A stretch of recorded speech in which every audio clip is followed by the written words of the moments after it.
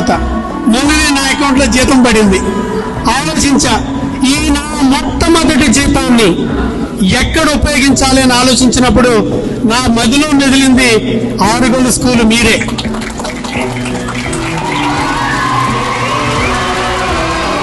ఇక్కడ చదవడం వల్లే కదా, ఇక్కడ ఉపాధ్యాయులు ఆ రోజున మమ్మల్ని సొంత బిడ్డల్లా చూసుకుని చెదగొట్టేసేవారు.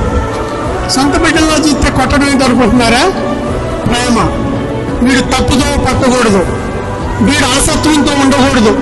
ఈ సమాజం బయట చాలా భయంకరంగా ఉంది. బాగా చదివితే తప్ప వీడు బ్రతకలేడు, చదువు ఒక్కటే వీడి మార్గం అని ఆ రోజు ఉపాధ్యాయులు సిబ్బంది అందరూ నమ్మారు. కాబట్టి మా మీద సొంత బిడ్డల్లాగా ప్రేమ చూపించి అనుక్షణం సొంత బిడ్డల్లాగా పరిరక్షిస్తూ పర్యవేక్షిస్తూ చదువులో ఇంత ఉన్నత స్థాయికి తీసుకురాగలిగారు.